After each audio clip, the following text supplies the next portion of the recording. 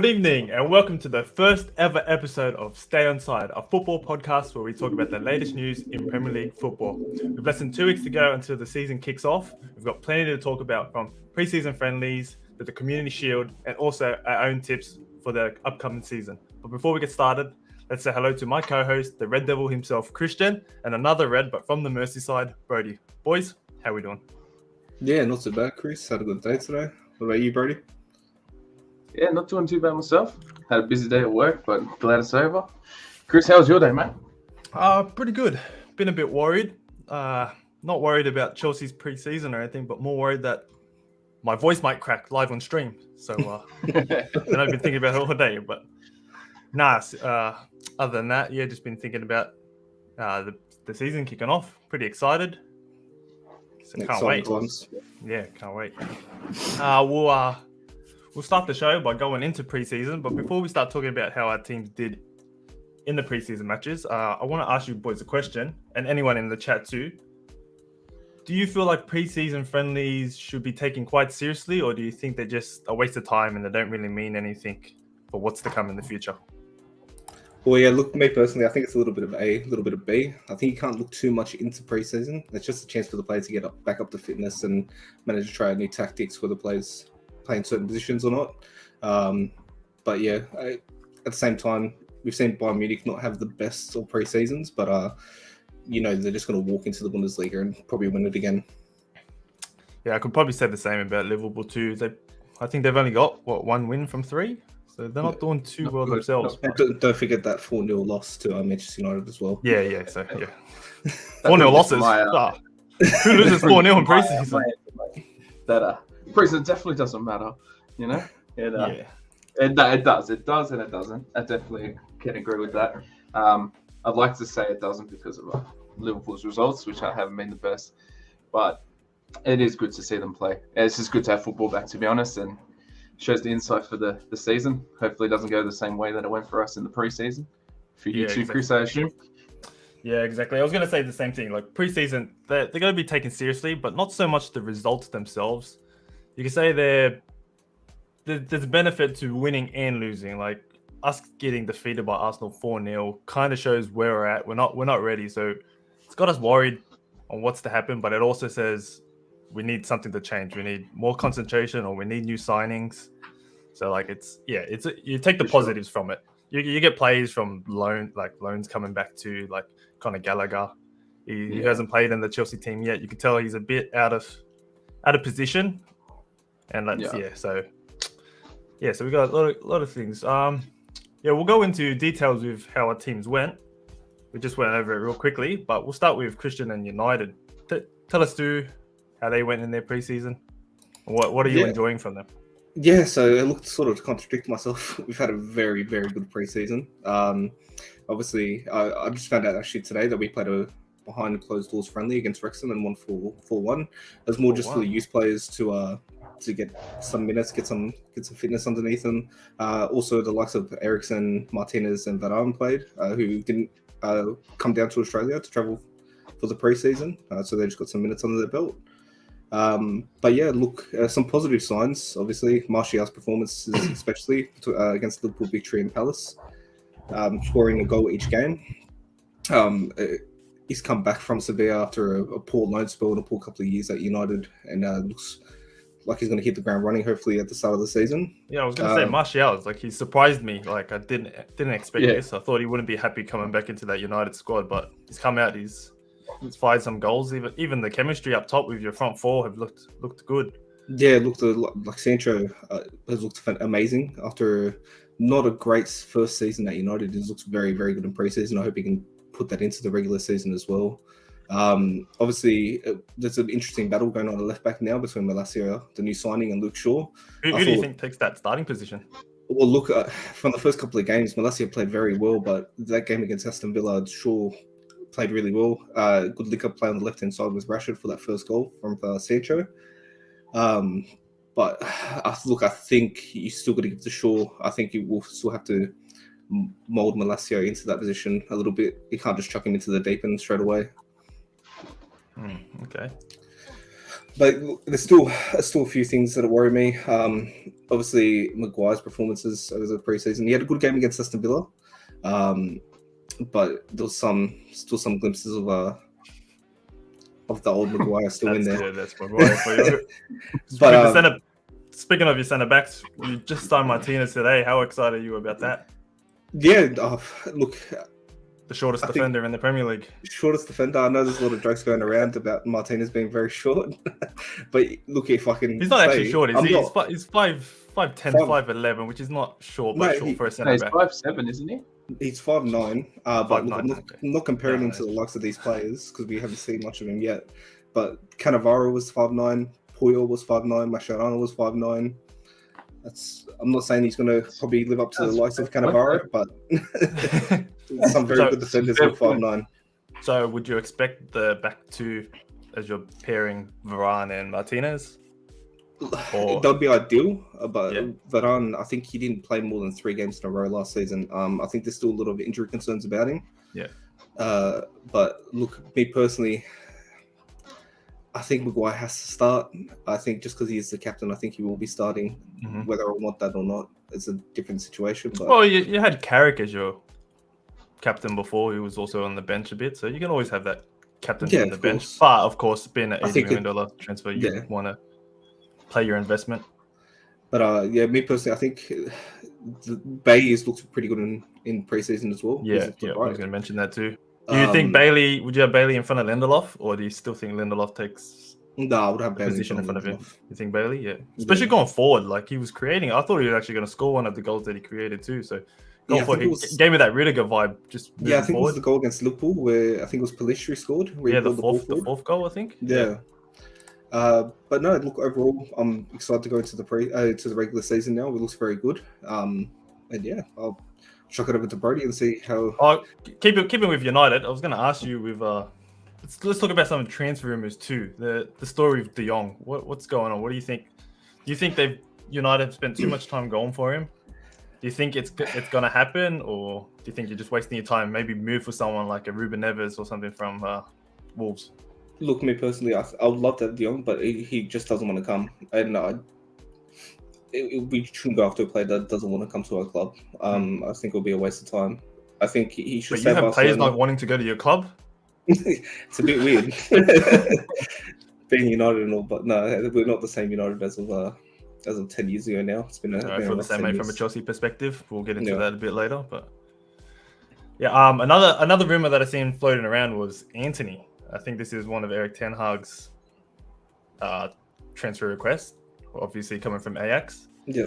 I think United were willing to pay 60 million for him, but Ajax went 80 million. Do you think 80 million is worth getting that left edge position, or do you think Rashford has that covered? You also got Alanga on the bench. Do you really think it's worth throwing out that money to get Antony into the side?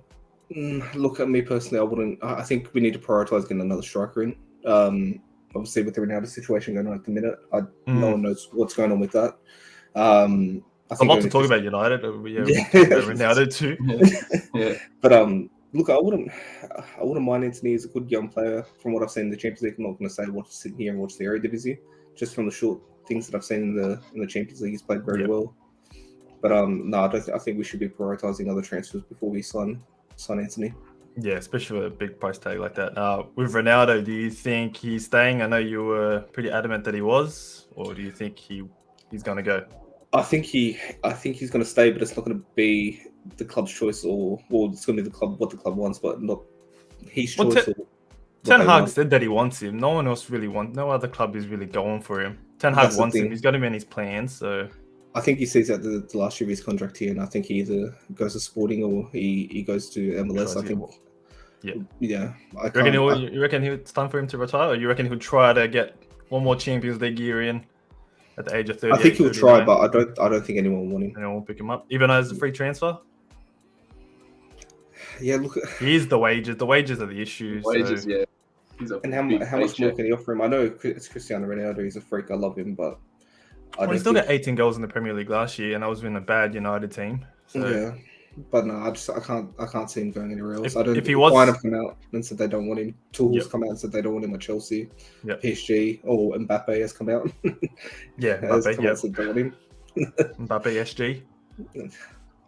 If Ronaldo is to stay at the club, do you reckon he retains his starting position, or do you think Ten Hag has the balls to put him on the bench?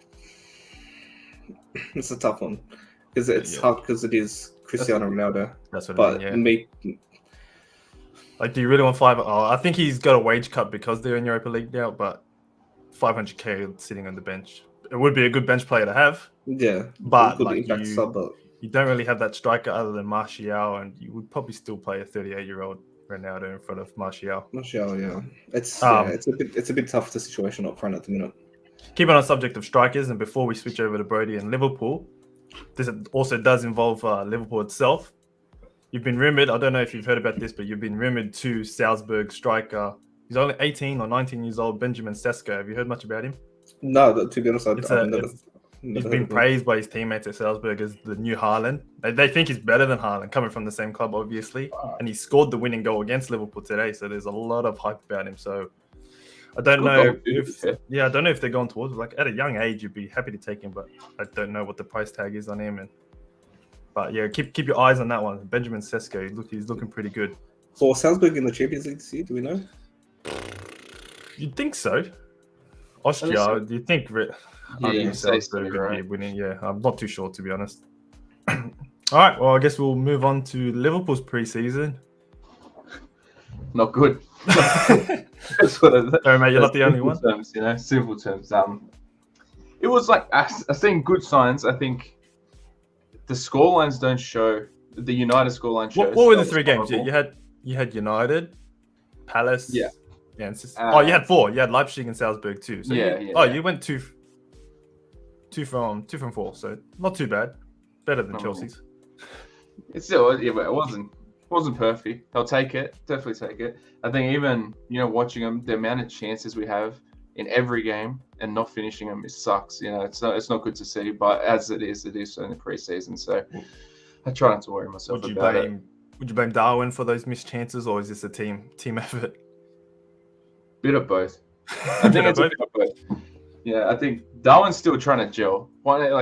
He has a language barrier to the rest of the team, as does Luis Diaz. But I feel like he's struggling more with the language barrier than anyone else.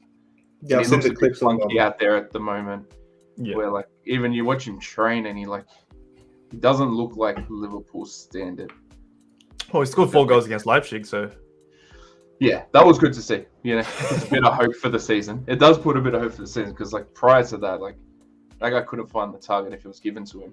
Sounds good when you say you got 4 goals from 4 games, but all 4 goals came from that one game. Yeah, from the one game, yeah. And they all should have been saved, to be fair. Yeah. But to be fair, the first 2 games, he only got 30 minutes against United, 30 minutes against Palace. Yeah.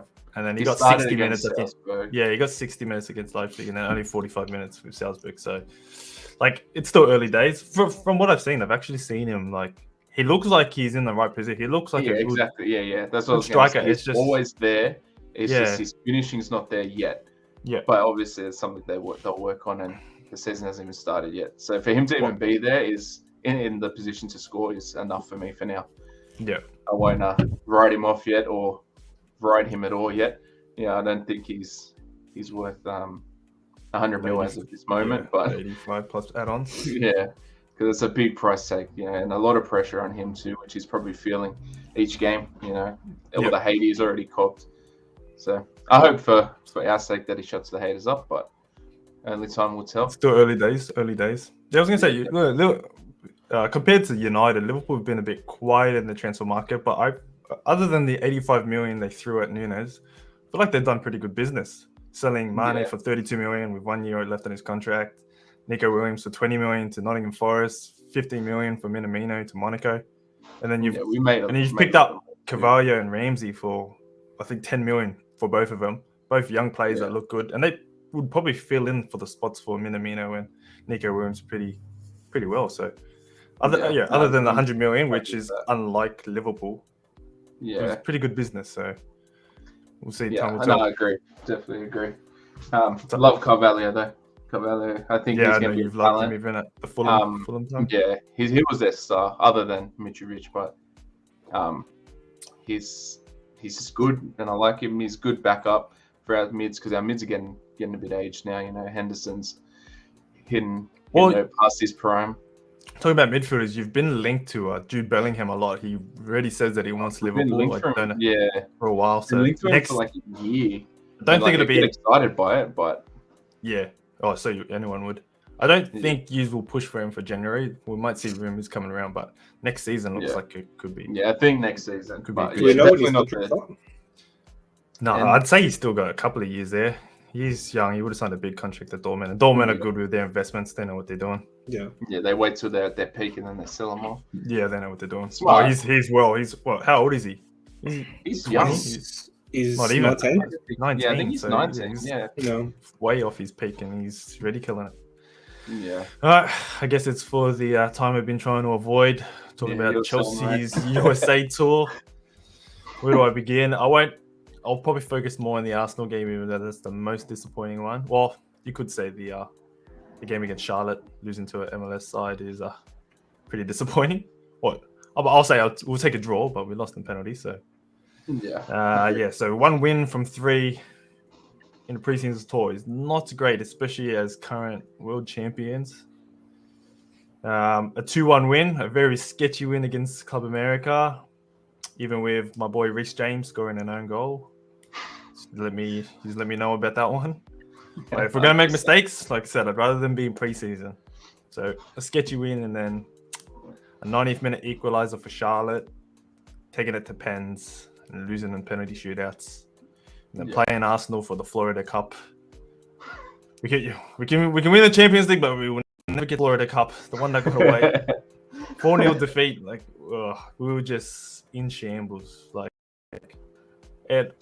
defensively, we weren't sound. But I was probably more happy with the defense, even though we conceded 4 goals, than I was with the midfield and the attack. We showed nothing in the midfield and attack. Like Yeah. with the new transfer of Sterling, I was actually really happy. It was on the ball. Like the first 15 minutes, Chelsea were looking good.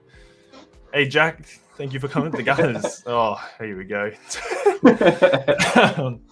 We looked good for the first 15 minutes, but typical Chelsea, 1 goal goes in and their heads just go down. Yeah, for sure. Like I said, new signing Sterling looked good going forward, but there was just no chemistry up top, no finishing, typical Chelsea stuff. Werner's touches in the box, as much as I love him, just weren't on.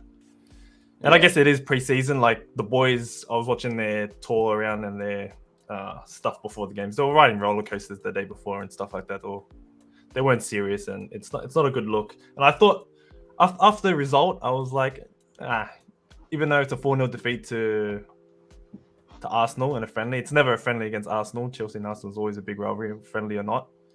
Yeah. But 4-0 defeat, I was like, that's okay, I'll take it. But when Tuchel comes out and says that he was he was disappointed and we're not ready, we're not cooked at all for the season to come, it's kind of worrying. But I think this is more of him trying to get signings through the door. He's trying to tell the board to get the signings in because we're not ready.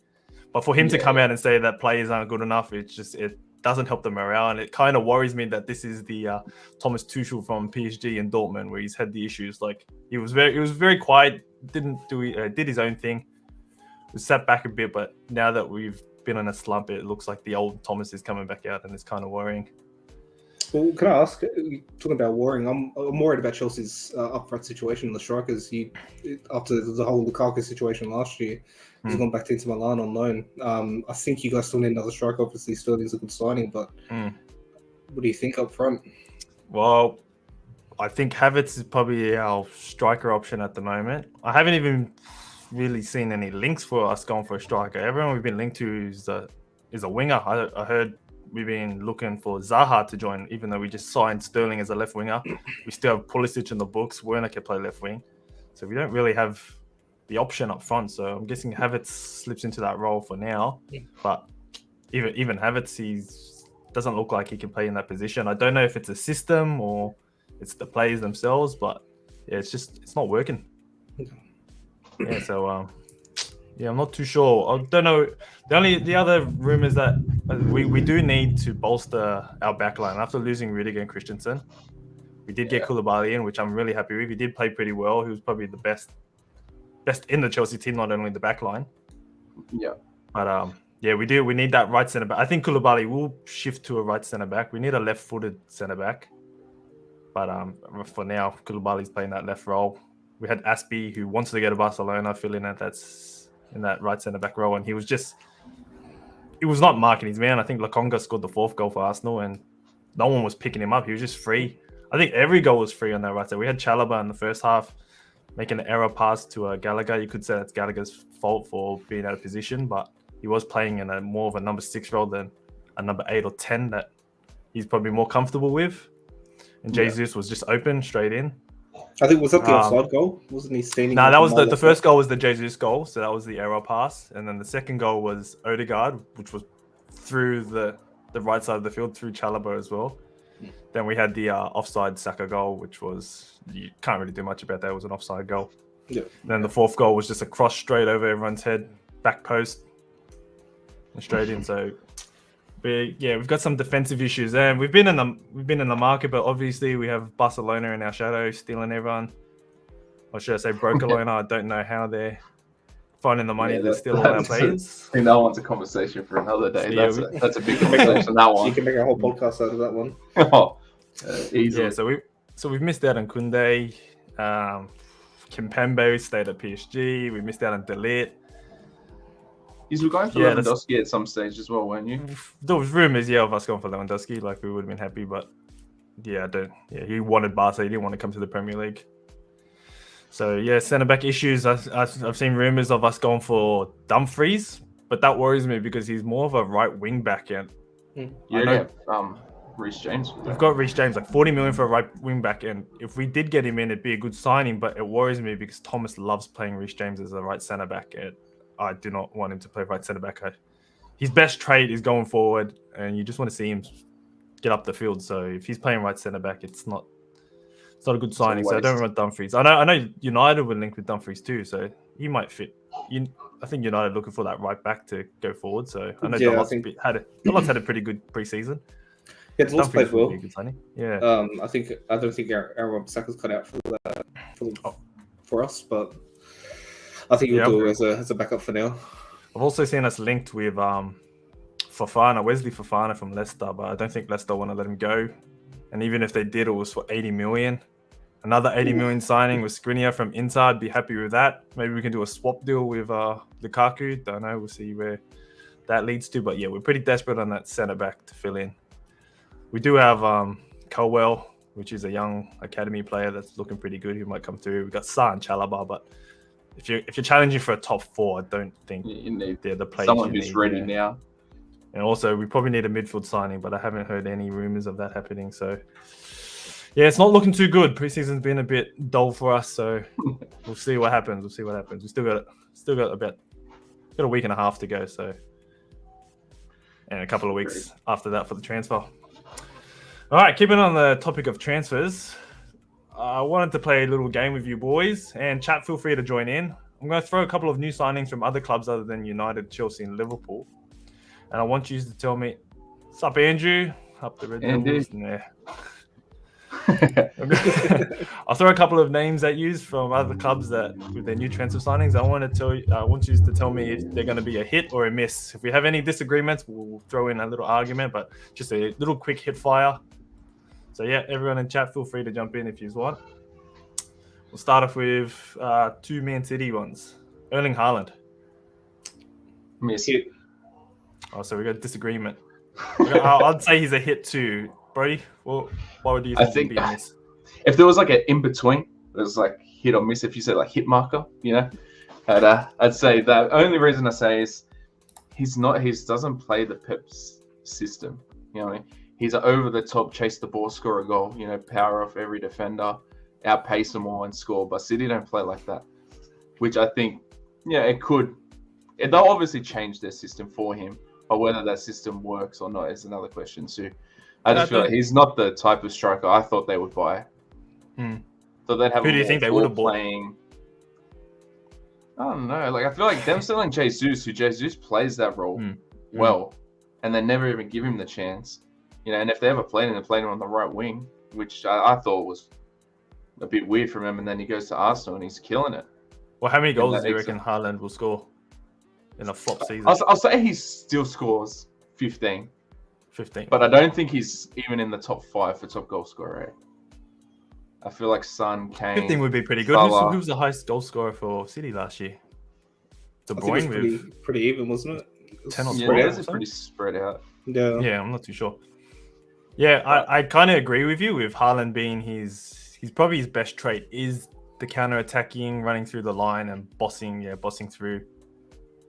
And he makes it look easy too. That's where you excel in the Bundesliga. Same with Werner. Werner excelled because he was good at that counter-attacking. He wasn't good at playing with the ball at his feet and like one touch football pretty much. But the thing with Haaland is that he only needs one touch to put the ball in the back of the net. Like he is a finisher. He knows how to finish, and it just takes one touch. He might not be able to play the ball around like your Bernardo Silvas and your Fodens and your De Bruynes, but you just get in that ball in the box at his feet, or even his head, any part of his body, he'll put it in the back of the net. He knows how to finish. I can agree with that. So if it wasn't because of the system, I'd say he's a hit because I think he's a great player. I just don't think City's the right team for him. Yeah. But then again, most of the big teams don't play how he likes to play. Yeah. They all play holding the ball. And United would be well because they play very well on a counter-attack. Yeah. But, yeah. Would you like to add anything, Christian? Yeah, look, I think he's a hit. I think I disagree. I think you can just drop him into any system and he will just score goals for fun. I think he's got in his whole career at Bayern Munich. At Borussia Dortmund. He had 85 goals in 88 games, and he loves the Champions League. I think he'll be a real hit for them in the Champions League as well. I think he could take him to the next level, and which is scary because I don't want it to happen, but they could be. I was going to say, do you reckon he's enough for them to win the Champions League? I hope not, but the scary thing is he could be. He might be the missing puzzle. Yeah. The only thing I'm worried about him is his injury record. He's had a lot of injuries over the past 3 years that he's been playing at the highest level. Mulder, I think he's missed 16 games last season due to injury. Yeah, I think he only played 25, but still scored 23 goals. So that's the thing. When he's fit, he's fit. That's the thing. But you could say the same for Dembele. Dembele's the same. That's good. All right, we'll go with Calvin Phillips. Hit or miss? Hit. I'm sort of in the middle. It's a bit like he will just play the system well. He will play well at City, but he's just going to be a part of the squad. He's not I agree. That's the thing. Yeah. I'm going to say he's a miss because I think he would just be a Grealish from last year. He'll sit on the bench. He'll play behind Rodri. He'll be back up for him. He'll probably play smaller games, but he is a great player. Like Leeds have lost probably one of the two best players they had, and the other one being Rafinha. I was going to say they lost both. So Leeds have lost two good players, but he'll probably play most of his games on the bench. So only time will tell. But I've probably got him more on the miss side than the hit. No, I can agree, actually. We'll go over to Arsenal signings. Start with Jesus. Massive hit. Yeah. Hit. 100% hit. I don't think we even need to go into that. You've seen from his preseason. I think he went 4 goals from 4 games, but it was also a couple of assists in there. He's looking good, and he's making Arsenal look good. 100%. Zinchenko. Miss. I think miss as well. Jack with the hit. We'll go with Zinchenko. Not too sure. I'll start this one. You get miss. I'm going to say hit.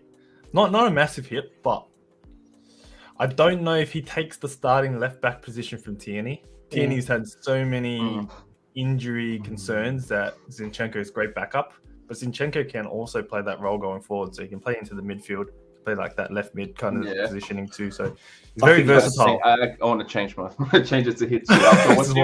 When he plays for Ukraine, good. He looks ridiculous. I think he doesn't want to play left back role. I don't think. I think he wants to play for the. He wants to play in the midfield. But who do you think he takes over for?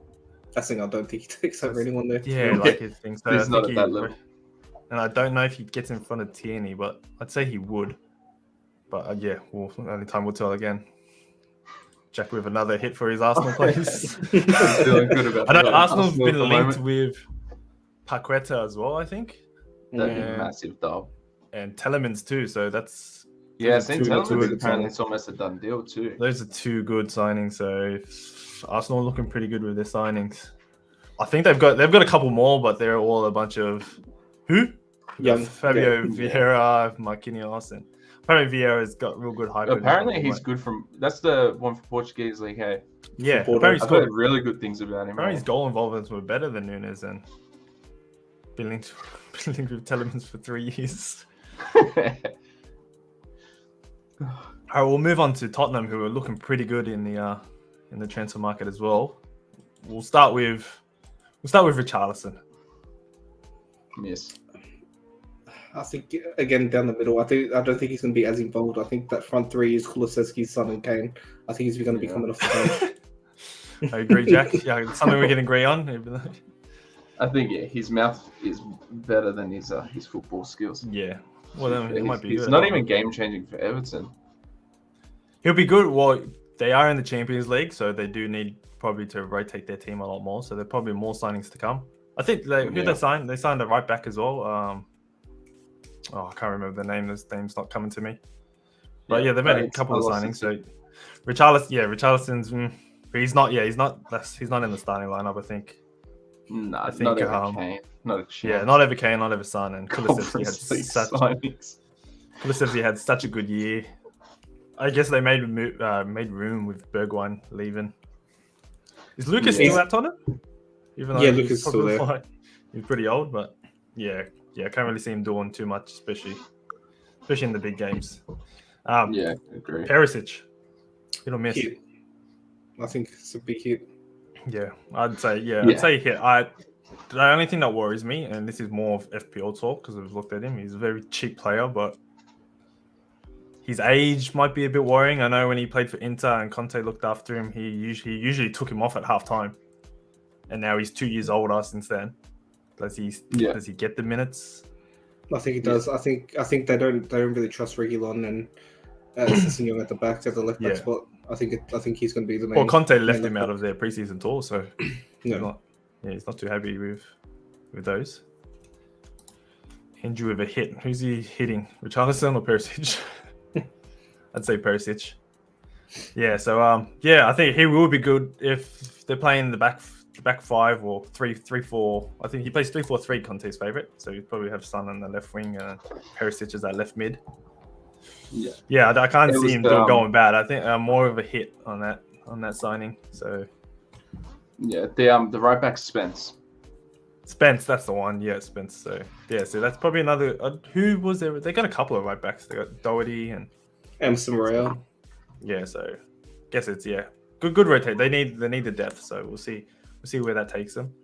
We'll go to a newly promoted team, but a big name signing on 200k is a week. Jesse Lingard to Nottingham Forest. Hit or miss? I think it would be hit. Yeah. Hit. Yeah. Hit minus the price tag. He didn't really shine at United, but shined really well at West Ham. Do you think he will be more like a West Ham, being like the star man in the team, or yeah, for sure. Do you think he won't have those players? Like, it is a smaller club. Do you think he'll be able to carry a team like that, or? I don't think he has the quality to carry. Is a big word. Yeah, carry. I think he improves it drastically. Yeah, but carries up. That's a lot of an ask from. Yeah, I don't think you can say miss anyway. So yeah, it's definitely a hit. It's a win for them no matter what. All right, we'll finish off with this. We'll finish off with a goalkeeper, Nick Pope to Newcastle. I think it's hit. It's an upgrade on the situation that they have with Dubravka there. Yeah. They've definitely hit, especially like they. I think they also signed Matt Target, so they strengthened their backline too. They had a really good second half. I think they had, I don't know how many clean sheets, but they had a fair bit. The defense was pretty sound in that second half, and Eddie Howe took over. They've also signed Botman as well at the back. Botman, forget about that. So there's another probably hit. But I can only see them improving, especially with Nick Pope between the sticks. That's all I've got for the big names. Was there anyone else that you wanted to add? Any other players? There was a couple. There was a big transfer this season. Me personally, I'm keen to see Chick Takure at Palace. I think he's gonna improve the midfielder. They've obviously lost Kiate Miljojevic as well. So I think he'll slot right into that CDM's position for Palace. Rubber Ducky, big. I've always seen this guy in IFT Pod, our inspiration for creating the Stay Onside. Thank you for coming in. We love the quacks in here. Yeah, another one is probably Basuma. I missed that one from Tottenham. That's a massive hit. So yeah, they're looking good, Tottenham. So I guess we'll move on to our season predictions, and we'll start off with our ladder predictions. We've probably done this a week early because there's still transfers coming through the door, but we've locked them in, and we're just going to stick with what we've got. Yeah. And I've noticed we haven't shared this yet, and I've noticed a big surprise with Christian's picks. We'll start with the top four. We've all got City as champions, so I guess that's a pretty obvious one. They've strengthened where they needed to strengthen. They did let Sterling and Jesus go, but they got Haaland coming in. They got that prolific striker that they probably were missing last year, and they still won the season. Yeah, I think they've just gotten stronger. So I think we can all agree on that. That's probably why we've got them as champions. Agreed. Moving on with the top four. This is where it gets a little bit more interesting. We'll look at Brody's. He's got Liverpool second, Chelsea third, Arsenal fourth. So no United or Tottenham in your top four. No, I don't know. I'm on an Arsenal bandwagon at the moment. With how good they play in the preseason, I think Jesus is going to be the big game changer for them this year. And I think it's going to be enough to get them in fourth. They only just missed it last year without Jesus, and they had Nketiah, which, to be fair, Arsenal fans will probably hate me for saying this, and I don't really care because I'm a Chelsea fan, so they can hate me all they want. But Arsenal, I feel like their transfer has been good, but it's been a bit overrated. They've signed a bunch of Man City bench warmers. I know that. Hate me for saying that. They are good. They're a massive improvement, and I can't talk because they beat us 4-0 in a preseason match, but that's a preseason match. I'm not going to get too in. And they did the double on us last season, but they tend to too depressed. They tend to do that, and they still finished. Yeah, they still finished out of the top four. So they'll be more consistent than they were last year. But I feel like they will fight for the fourth spot more than they would like comfortably get in the thing. And you do have them a fourth, so you probably could agree in that thing. Let's move over to Christian. Tottenham in second place over Liverpool. Let's talk about that. I know we just talked about all the signings they got in, but do you think they've moved past Liverpool? I want to talk more about Liverpool. I think at the end of last season, I think we could see they were just spent the last month there. Feeling the love from the Arsenal fans. Thanks, Jack. Obviously, the Champions League final loss. They didn't score in any final that they played in last season. I think they're going to be mentally scarred from last year, how it ended. And I just can't see them keeping up the pace of how they played over the past, 3-4 years now. That system that Klopp's put in place, I can't see it maintaining any longer. Obviously, you've seen the likes of Mane go and Firmino taking a back foot as Darwin stepped in, but I think it's a sort of a transitional phase for Liverpool at the minute, with an era coming to the end of that front three. And I think the signings that Tottenham have made with Basuma, Perisic, you already touched on, Richarlison, and Leilong as well, who we've got to mention earlier, has come in. I think Conte as well, proven Premier League manager, second season. He's got his own signings in. He's got his system in place now with the players that he wants. I think they're going to be a real, not a massive threat, because I think City are going to finish probably a long way away ahead. Yeah, I think it's going to be a big gap, but I think they're going to be a bit, not that far behind, maybe 10 to 13 points behind. Yeah, because we did discuss this, and I did also have Tottenham at second place. But that was only if there was a major injury coming at Liverpool. Liverpool don't really have that depth, like you've seen from 2 seasons ago when Van Dijk was out. And they collapse. So they get a major injury, I can see him dropping off. But I still have in front of Tottenham. It's probably the same thing. I think Conte, he's done it before. He's done it with Chelsea. He's won the league in his first season. Now he's got his first full season. He's made the signings. He's made his signings. These are Conte signings. You've seen how much he's put them through in their preseason, doing all that training, making them throw up on the sidelines. They're looking good, but in saying that, I also think they'll burn out. Now they have Champions League football. It's like they're getting new signings in. It might take a while for them to gel. But yeah, if they burn out and they can't really concentrate on one or the other, I think Liverpool they've been consistent for like the last 4 or 5 years. It's just that one-off year with the Van Dijk injury. So if nothing like that happens to Liverpool, I think Liverpool's still at second place. I think it is I would say it's a 3-horse race with City like probably winning more comfortable than they did last season. With Liverpool and Tottenham probably fighting for that second place. And then I think there's a massive gap between third and fourth with Chelsea, United, Arsenal fighting for that fourth place. All right, we'll pop this down for the other Europe spots. You guys have Newcastle in your top 7. I don't. I have United finishing in front of Arsenal. I just think, and you can hate me again, Arsenal fans, I just don't think Arsenal are as consistent. It's just, it's such an... Just bring that one back up. It's such an Arsenal thing to do. They look good preseason, they're hype. How many times have you seen people on Arsenal fan TV going, we're going to win the Champions League and all this stuff? They're so deluded, those ones, though. Yeah, so they always look the goods, but then when they just can't seem to string game to game together. I think they will improve from what they had last season.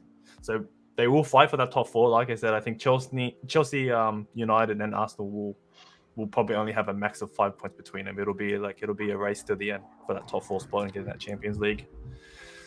And I also have West Ham taking that Conference League spot over Newcastle. I think Newcastle, they've come in with their new owners and they looked good in the second half season. I think they came third if you just cut off in the second half season. Yeah, from January onwards, behind City and Liverpool.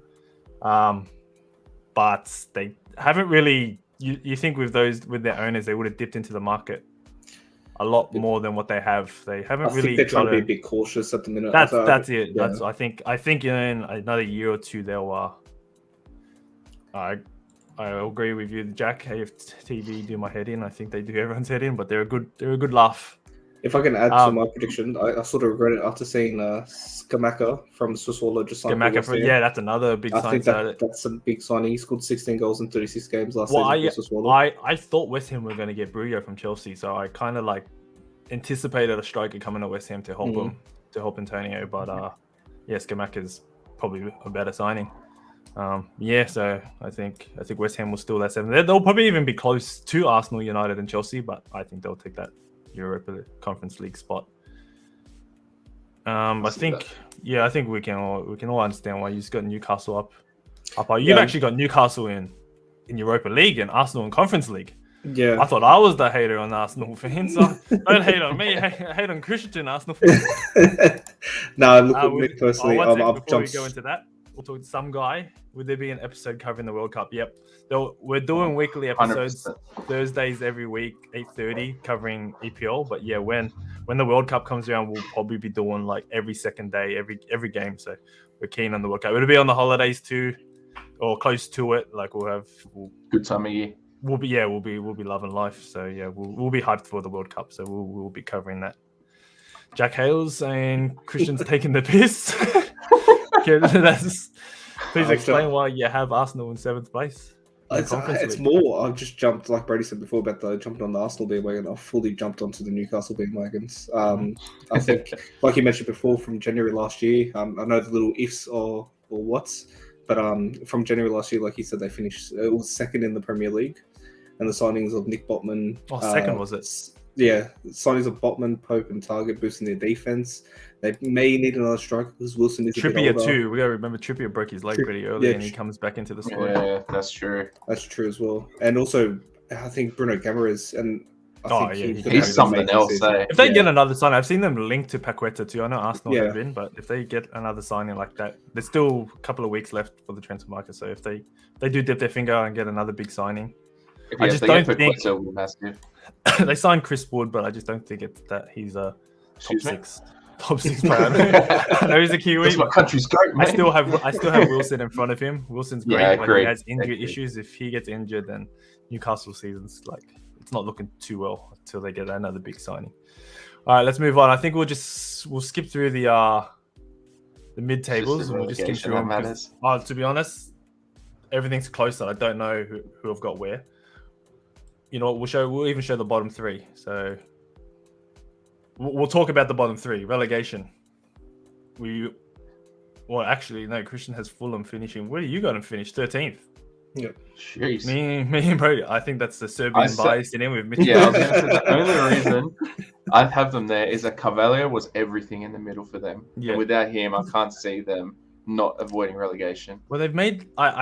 I have Bournemouth in last place because they haven't really done anything in the transfer market. I think they've made 2 signings, and I can't really. I think Fredericks, who was off contract, so it was a nothing signing. Yeah. And Fulham they've done pretty good. They've brought in Pereira, Polinia, and now Mbabu, who was just recent. So we made this tier list before Mbabu came in, so that's a good signing. But that's a big one. I still don't think it's signings enough to get you out of relegation. So I've got the 2 promoted teams going back down with Nottingham Forest edging out. Nottingham Forest, they've actually got them close to Brentford. I don't know who will jump in, but I think Nottingham Forest have just done so well, and they've got their foot into the Premier League, and they've just hit the transfer market running. They've almost got a full new team that's looked so impressive. So I'm actually backing them, and I like Forest. Yeah. So I regret putting not down there. Sorry, because I forgot about Calvin Phillips. I knew Rafinha left. And I was like, he might be all right. So, and then I forgot about Calvin Phillips, and now they're done. Well, with Leeds, they've signed Sinistero, who's also a big signing, but he's really cover really for. Good. He's good, but he's not Rafinha good. He's not. Yeah, like you've lost Rafinha, you've lost Calvin Phillips, you've won Sinistero, and they did struggle. They only just made out of relegation last year. I just don't think they'll have enough to get out this year. And with Brentford, a lot of people are hyping Brentford this year. I see you've got him in 13th place too, but I just think they're going to get hit with the second year syndrome. They have a good manager. They got Tony up top, and they've got the team to do it. But I don't know. I'm back in the second year syndrome over him. Yeah, I think it's the curse. They're going to make it out, but they're going to struggle to get out. So we'll see where they go. You've actually got Brentford in relegation, so Christian, I think. I think second year syndrome is going to get them. I don't think they'll have enough to stay up. Yep.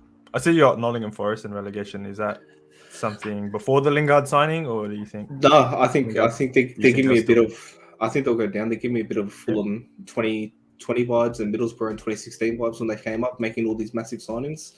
Mm-hmm. But I just don't think they have enough to stay up. You can sign all the best players that you want, but I don't think they'll have enough to stay up. Yeah. All right, well, I'm sure we'll come back to this at the end of the season. We'll all laugh at each other and go on, how stupid were we?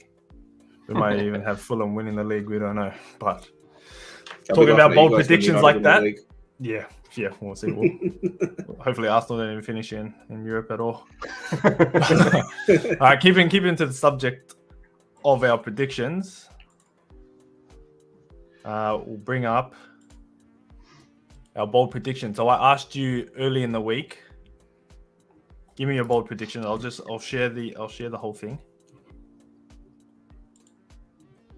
I've asked for a top goal scorer, top sister, player of the year, young player of the year, and a bold prediction. I've actually given 2, but we'll get to the bold predictions afterwards. Top goal scorer, me and Brody, we've actually gone pretty similar with our predictions.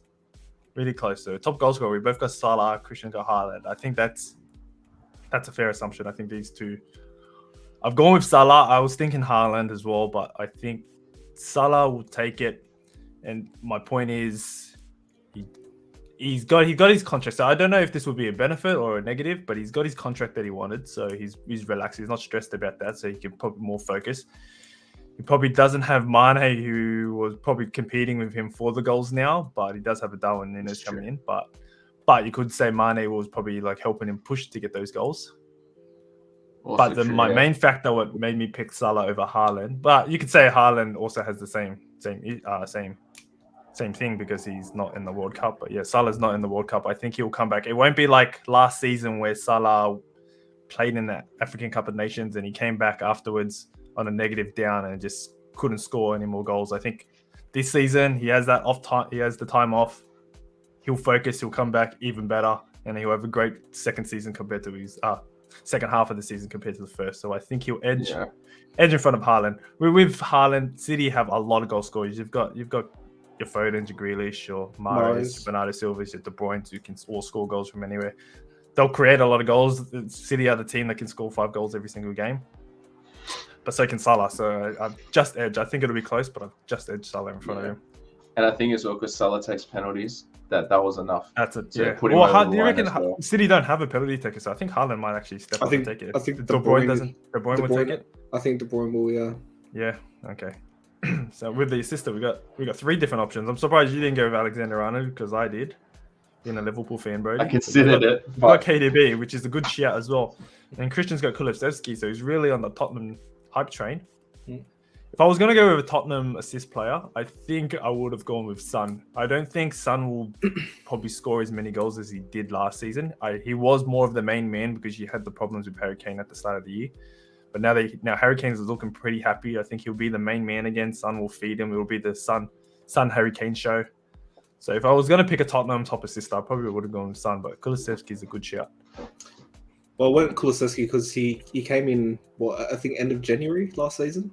And he's still got 8 assists in like 11 games or 12 games or something like that. So I think if he can replicate that form throughout the whole season, he should be top assist. I even like last season, I seen him do an interview when in their last game or the second last game where they scored a couple of goals. He was one-on-one with the keeper and he actually went around the keeper. And instead of shooting, he looked up to pass the ball to Son because he wanted Son to get the thing, but he stuffed up the pass and didn't score with it. But yeah, that shows what kind of man Kulusevski is. So he is a team player, so it's a good shout. I've gone with Trent. De Bruyne was another good shout. I was going to back De Bruyne because I think he will feed Haaland, so I can see why Brody's gone with him. But I just went with Trent. I think he'll go forward a lot more and he's got Darwin Núñez in front of him now. He's got that bit of height, so if he's whipping some balls into Darwin Núñez, maybe Darwin can actually learn how to take a first-time touch and score a goal. If he can take the touch in the box, that's what steered me away from Trent. Is that Trent loves the early cross that comes swinging in real quick. And it's good to have Darwin there, but the guy misses right in front at this point. Yeah, you still got Jota. So Jota will probably still play 50-50 with Núñez. So Jota knows how to finish in the air and he can finish the ball. And I think Darwin will start to finish. I don't think Darwin will flop. I'll have him as a hit this season. He's had a slow start, but yeah, I think Arnold will feed him. He'll feed Salah like he always does. And the only reason why I have him in front of De Bruyne is that Arnold takes a lot more corners for Liverpool than De Bruyne would for City, because you've got your Mahrez, your Silvers, and your Fodens that can take the corners if they're the closest ones there. So so player of the years, we've got KDB. Again, I can see we've gone with that, and then Christian's got Son still on the Tottenham hype train. The only reason why I wouldn't go with Son, we all went with City winning the league, so I think if City win the league easy too, KDB is the main man. He takes it. Yeah, that is one thing. I think it doesn't really go to the winners, the player that's played in the winning team. But I think Son should have an incredible season. Yep. The only problem that I would say with Son is that if Tottenham go good and Son is playing good, even if Kane is behind Son, Kane will still win Player of the Year because there's English bias. And Son will not get that. And that's probably the reason why I've gone with Saka. We've all gone with Saka. And that's probably the main reason why I've gone with Saka too, is that there's a bit of English bias. Haaland also comes in. If you got Haaland as the top goal scorer, and I think he'll be up there, you'd say he'd be a good shout for Player of the Year. But I've got Saka in front of him just because he's English, which is racist, but that's FA for you. Like Son didn't even make Son didn't even make Player of the Year nominees in the top 6, and he had a great season. So that just shows you the bias in their selections for Player of the Year. So that's the only reason why I've gone with Son. With Saka, Young Player of the Year. You know what? I'll let Brody take this one. Arsenal. They're going to win the European. I'm on the train. You're right, I'm on that train. United will give them a run. Don't get me wrong. If United play how they do during the preseason, I think it's going to be tough. But for Arsenal, I mean. But if they go back to how they have been in like the past season and they fall off real quick, then Arsenal will they'll get it done. I can't say any other team than United. We've got kind words for you. Brody's at the GOAT. Might change my bold prediction now. Yeah, I don't know if Europa League will play a part in Young Player of the Year. Is that more just in the Premier League and FA, like the League Cups and all that stuff? Yeah, I think it's mainly just Premier League. But even so, I think even if Arsenal have a fall off, I think Saka will be a star in Arsenal. I think he's got that right wing spot cemented. He's got Pepe behind him, but I still think Saka plays in front of him like 99% of the time. You've got Martinelli on the other side, but he's also got Smith Rowe competing They got with him. some options. Yeah, and then you've got Odegaard in the middle, and they might sign Paqueta. So there's a couple of like competition around the park. I just think Saka being English too.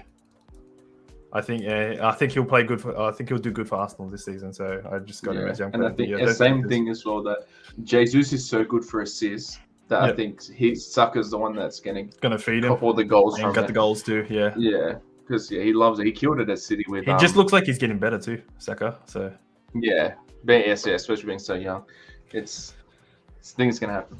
All right, we'll go with the bold predictions. Brody's already gone over Arsenal to win the Europa League, so that's a good shout.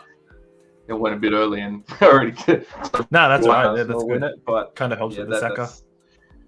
That's why I thought it goes hand in hand. But if you're saying it doesn't really count, Europa League towards it. Either way, I still would go Saka. Either way, I gave you my reasoning, so I think Arsenal will win the. Well, I've actually gone 2 bold predictions and another dig at Arsenal here. Havertz will score more goals than Gabriel Jesus. Ooh. And this isn't a poor I can see it. You would say it's not really a bold prediction because it's a forward against a forward, but Chelsea's strike rate has not been that great, and Jesus is looking on fire. But you know what? I'm gonna back my boy Havertz. He's gonna score more goals than Gabriel Jesus. We'll come back at the end of the season and will all praise me my big call. But I also have, and Christian will love this one, Man United will win 2 titles this season. I hope you're right. It's been a long 5 years since we last won anything. I can see it happening though. I can see it happening. I hate to say it, but when watching their preseason game, I watched more of theirs because they're on more reasonable times than the Liverpool games. That they looked really good. Yeah. Well, to be fair, they've already won the Bangkok Cup. You could say they won the that's Cup. There's the 2 titles, mate. So the 2 titles I think they'll get is the Europa League. I think they'll go if Ronaldo stays in too. I think he'll take that competition pretty seriously, even though it's a joke to him compared to the Champions League. But I think they'll go through Europa League, and they'll probably, I think with Ten Hag going full series, he'll want a English title too, and he'll probably get a League Cup. I don't think he'll get the FA Cup, but I think he'll get the League. I'm hoping an FA Cup. Yeah, FA Cup would be huge, but I think if they were going to win 2, I think they'd go with the Europa League and the League Cup. Haaland is the GOAT from Tim. Okay, we'll see how the season goes. Christian's got him as top goal scorer, so we'll see how it goes. Christian's bold prediction: Rodgers, first manager to be sacked. So from Leicester. You think Leicester will have a bad season or a bad start to the season?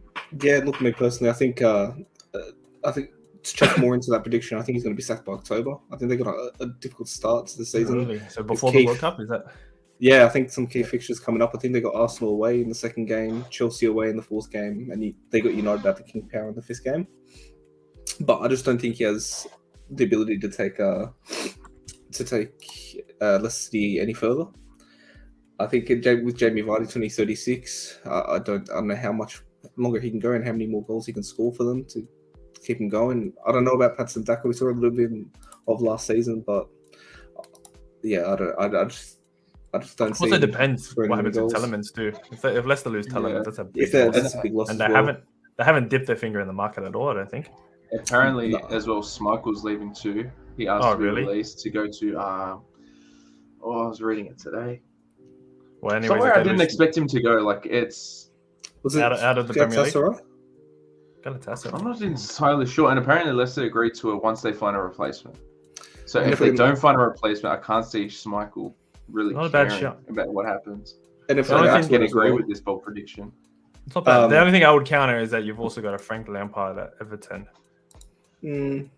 But I think they weren't great in defense last year as well. They did finish 8th, but they had more goals conceded than 16. So that surprised me. Yeah, when I looked at last season's season ladder, I did not expect them to finish 8th. I thought they flew under the radar a little bit there. I thought they finished a lot lower. Yeah. So I thought more bottom-ish of the table. The only thing that I think they'll say of Rodgers is that they haven't dipped into the transfer market, so he can just use that as an argument. He might be a bit safe that Leicester didn't invest in the team. So I guess. Pretty good bold predictions. We'll see how we go at the end of the season. How well we did. All right. Well, we've already been going for an hour, which is pretty good, but we'll sneak in the Community Shield just because it's this weekend. I think Brody will take control of this one since he's got his team in there. So we've got the Premier League winners versus the FA Cup winners, City versus Liverpool. What are your thoughts on this game? I mean, I'm excited. It is, to be fair, it's still glorified friendly, but they're both, Pep and Klopp, are going to want to win it. It's not ever going to be friendly when them two play each other. I think seeing the team that Liverpool played today, that they're going to go all in on it and play everyone from the beginning. Maybe sub off for half-time some of the bigger players, or leave Salah and Trent on the bench and then bring them on. But I think either way, the game will be good. It'll be low scoring, in my opinion. I think it'll be either a 1-1 draw or a 2-2 draw and go to extra time and then pens. Which, to be fair, I do hope for. Love watching penalties, as everyone else does. Does the Community Shield go to extra time? I don't. Or does it go straight to pens? think Yeah, I it's think it goes straight straight to to pens. When you said it, I thought straight to pens. Yeah, I hope think it does. in a way, I hope it's straight to pens because we love pens. We love pens. Yeah, we love the pens. I think Christian had some facts about the Community Shield and a bit of rivalry. Yeah, well, talking about mentioning Leicester City and Brendan Rodgers before, it's actually taking place at the King Power Stadium because the Women's Euro Final is taking place on the same day at Wembley. The underdog in Leicester won it last year against Man City, beating them 1-0. And in the past 7 matches, it's been 2 in a row. So they've been decided by 2 goals or less by the bookies. Underdogs winning it 3 times. City have won it 3 times out of the past 5 attempts in the past 10 years, and Liverpool still yet to win it in the past 10 years. They haven't won it at all. In their past 2 attempts in the past 10 years. 0 from 2. Okay. Yeah. And 3 from 5 in 10 years. So, and they seem to be pretty close games. Oh, here we go with Jack bringing up Kepa. Stay out of it. Stop living in our shadow. I love that. Yeah, so those are good facts. So it looks like City's kind of got the edge. Will Liverpool lose their third straight Community Shield in the last 10 years? Yeah, in saying that, do you think both teams will come out with a pretty strong side to try to get a title straight off? Or do you think they'll see it as a friendly and just take it as a preseason game? I think they go all in. I saw the lineup this morning. That Liverpool played against Salzburg, and it was a very weak lineup, wasn't it? Yeah, that's why I think Klopp's going to go out hard. Oh, Liverpool. Yeah, Liverpool. Yeah. They started Darwin, and the rest of the team were all... They brought on Van Dijk. Yeah, they brought on the team, but they didn't play as many minutes as I thought they were. So I feel like he's saving them all for the weekend. Yeah. No, that's probably a good move by Pep. With City, I think City will probably bring it. They used a pretty strong team against Bayern Munich, and I think they'll come out with the same lineup. They'll use pretty much an almost starting team. Probably Diaz and Ake as the starting centre back. So I think it's the time that they both get to test their full strength teams before the season starts and really see where both teams are at in terms of competition. At the end of the day, at the end of the day, it's a friendly, but it's still a title. You want to win this, and you want to start it. Especially with the City Liverpool rival. Liverpool. They've been the top 2 teams for the past 5 years, so they'll definitely want to get that one up on the other. Score predictions. 2-2. 2-2, and then penalties. Yeah, I think Liverpool winning pens. How many do you reckon it'll be? Like a 10-all? It's gonna be I reckon it'll be 4-3. 4-3 nice early, get done nice and early. Yeah, Liverpool on penalties after a 2-all draw. Christian? I've got the same thing, but I've gone 1-all and Liverpool on pens. 1-all. I'm gonna go 2-1 Man City with Haaland and other striker Alvarez getting on the score sheet. You know, I'm going to throw Nunes. I'm going to say all 3 strikers, all 3 new boys, all the new strikers are all going to get aboard. 2-1 City, all the new strikers getting on the board. All right, we've gone well over our time, but I think we'll have enough time to squeeze my FPL. We promised that we'd do a FPL talk. I know some people love their fantasy Premier League, so we might as well do a little shout out. I'll share my team. One of you boys can share your team next week. The season does start next week. Maybe we'll get both of you to share your teams next week. But I'll show mine. While doing that, I'll just quickly add. It's part of Mason Ipswich to get promoted to finish first, mate. What was that? League One prediction. League One predictions. Is Yeah. that? It's not League One. League No, One no, Championship. Yeah, the English. Yeah, championship. Oh, we spoke about this. I don't know. Who did we have? I think reckon I had it's just Watford, but I think Watford will miss out. Who? No, who this did you is have? that's championship. He's talking about Okay. League One. Okay, I don't even. Oh, Yeah, I don't even know. Who did you say was gone through? This Ipswich. I've seen him put Ipswich. Is that who he's I've going seen to? Ipswich as well. I've seen ITFC. I mean, Ipswich is. Yeah, we'll back Ipswich with us. So, all right, let's get it. We'll finish off with the FPL. As you can see, I've got 0.5 in the bank. I always like to keep a little bit, but I think I'll end up using my whole 100 million because, as things stand, I'll start with my back line. I've gone cheap with the goalkeeper, but I've gone big with my main goalkeeper in Edison. The only reason why I went with Edison was Alisson's the other big keeper, but I've got 3 Liverpool players on my side that stops me from going. So I went with Edison to get those cheap clean sheets. Like usually I would save money on a goalkeeper. I was thinking going Mendy, but I didn't want to have 3 Chelsea players in the back line. But in saying that, I'm also thinking of dropping one of Chilwell and James for 6 million. I was like, I'm super happy to have both attacking fullbacks. I'm also worried that James might be a centre back, so I'm worried about that. Yeah. And I'm also worried about Chilwell might start the season slow. He might not even start the season because he's coming back from his injury, so he might come out slow. So one of those might drop out of the team for a Cancelo. And the only reason why I want Cancelo is that they haven't signed Cucurella yet, have they? No. No. So I think Brighton are asking for 50 million. City have only offered 30. It's not like City to save money, but they're being pretty careful for some reason. So if things stay the way it is in round 1, I know they got West Ham in the first game, so it's a tough fixture. But and he is 7 million, but to have a Cancelo in your team who's going to be guaranteed a lot of clean sheets and a lot of assists, even goals going forward, he's really great. So I would love to get a Cancelo in their side. But at the moment, I've got Chilwell and James, 6 million. You can't really complain about that. Trent is guaranteed. Everyone has to have a Trent in your team. He was up there with the highest scoring backs. I think Robbo is a good shout too, because I think after coming back from his injury, he was actually the highest scoring in the second half of the season.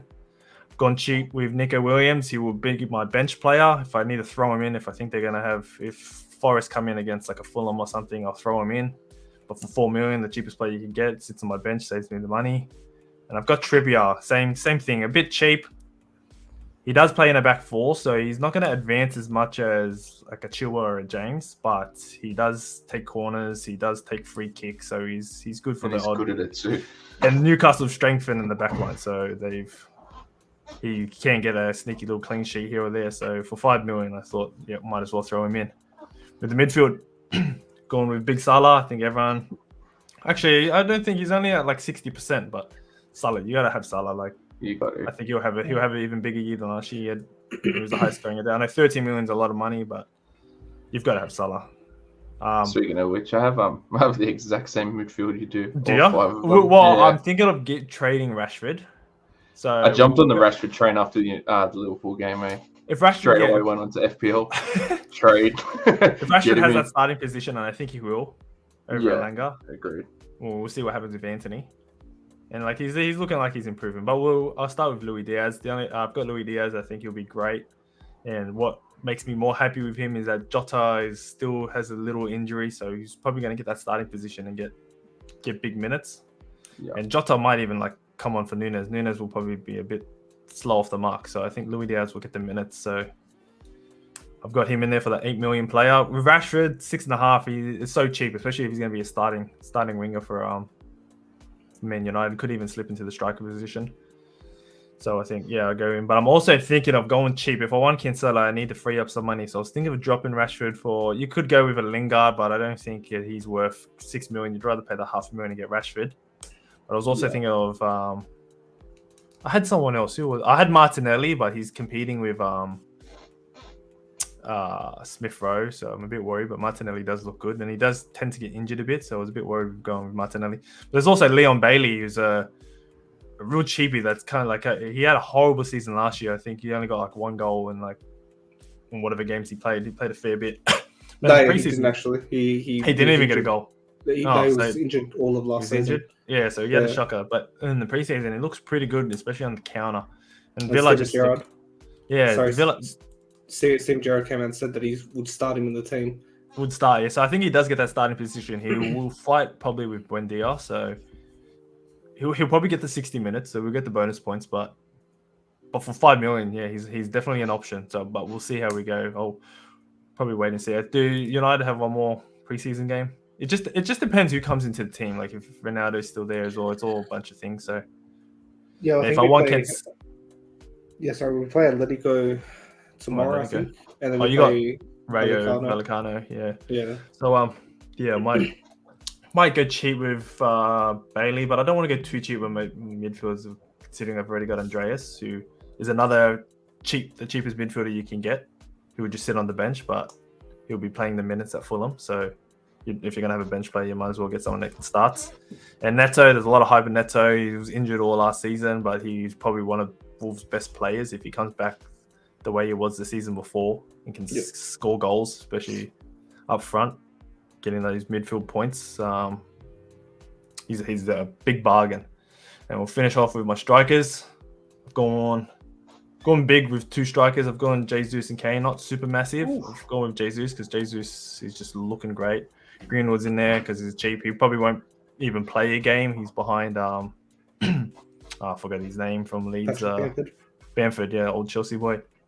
Bamford does get a lot of injuries, but I think there's even another striker in front of Greenwood. So Greenwood's probably just the most likely to start out of the cheapies, but he's still not most likely to play. He played the last game of the season when Leeds needed the win. So the coach does have hope in him, so he has faith. So you never know, he might get that game, but he's just going to sit on the bench anyways. I've gone with Kane. Kane and Haaland are the same price. You'd think I'd go with Haaland, but I've gone with the first game fixture. So they've got West Ham. So even if Haaland gets a goal, we'll get 1 goal. Where Tottenham have Southampton, I think. And I can see Kane scoring a double straight away. So I'm going to throw Kane in there. If I need to make that round 2 sub, it might be Kane for Haaland because I don't know. I have to look into the fixtures, but yeah, I'm going to start the season with Kane. I think Kane will have a big year, especially with the improvements they've done in that Tottenham team. And to start the week, I'll go with Salah. Salah against Fulham. Like I see him bagging 2 goals too. And getting those midfield points, getting a clean sheet as well. I think he's the go-to captain for round 1. And that's my team. I think things will change. Like I said, if nothing happens, if Cucurella is still quiet, I think I have to bring Cancelo in, even though they're against the West Ham. I know Chelsea have Tottenham in their second game, so that'll be a tough game. So might be a good trade to save the 4 points instead of making double trades in round 2. So yeah, that's my team. It'll probably change, but we'll see how we go. Yeah. Yeah, So, we'll look at it underneath mine on the table. Yeah. Yeah, we'll look into your teams next week. And I think that will wrap up the show. We've gone on for 1 hour and 15, well over what we expected, but it was great first episode. I actually really enjoyed it. Yeah. Also, we give shout out to everyone in the chat. They've been great. Thank you for getting involved and talking. If you guys haven't already, please like, subscribe, follow if you haven't done, depending on what platform you're watching from. It's been good. I enjoyed it. You boys enjoy it? Yeah, it was fun. Yeah, now it's fun. Bit nervous at first, but yeah. Now it's great. Be there. Yeah, we just 100%. Once you start talking about football, it's just it all goes away real quick. Yeah, you're focused on that. All right. Well, other than that, thank you everyone. It's been good, and we'll catch you next week, same time, Thursday, 8:30 every week. We'll see you then. See you later. Take care. Peace. Go.